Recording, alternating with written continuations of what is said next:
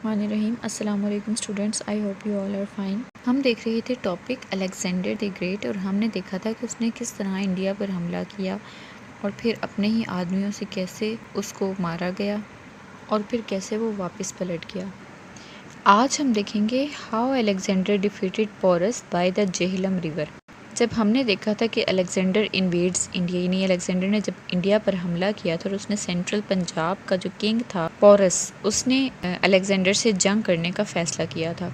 तो अलेक्जेंडर ने पोरस को कैसे हराया था? अलेक्जेंडर ने अपनी ज़िंदगी में पहली दफ़ा हाथियों से जंग देखी थी और वो ये जंग देखकर बहुत हैरान हुआ था। पोरस ये सोच रहा था कि शायद वो हाथियों के साथ महफूज है और अलेक्जेंडर उस पर हमला नहीं कर सकता। दरिया जेहलम के एक साइड पर पोरस था अपने एलिफेंट्स के साथ और दूसरी साइड पर अलेक्जेंडर था अपनी फ़ौज के साथ। दिन में अलेक्जेंडर को ये समझ नहीं आ रही थी कि वो हमला कैसे करे। वो अपने सिपाहियों के साथ दरिया के पार जाने का रास्ता ढूंढ रहा था, लेकिन उसे वो रास्ता नहीं मिल रहा था। रात के वक्त जब पोरस को ये यकीन हो गया कि अब अलेक्जेंडर हमला नहीं कर सकता, तो अलेक्जेंडर ने अपने सिपाही कश्ती के ज़रिए दरिया के पार उतारना शुरू कर दिए। वहाँ पोरस ने हाथियों को एक दीवार की मानिंद खड़ा किया हुआ था।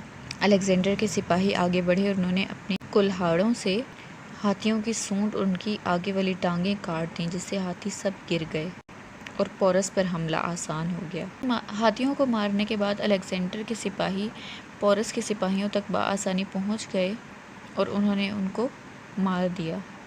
स्टूडेंट्स, अब हम मूव करते हैं अपने क्वेश्चन की तरफ। लॉन्ग क्वेश्चन नंबर 2 है हमारा, right a note on the event when Alexander invades India. Answer है इसका, Alexander entered north west India 327 BC to recapture the rest of the Persian Empire. The king of Taxila joined him, but others like King Porus of central Punjab decided to fight. Most of the Greeks had never seen the war elephants Porus used and were terrified. But Alexander had planned well and defeated not only the great animals but also Porus' vast army. Students, ये था हमारा आज का lecture. अल्लाह हाफिज़।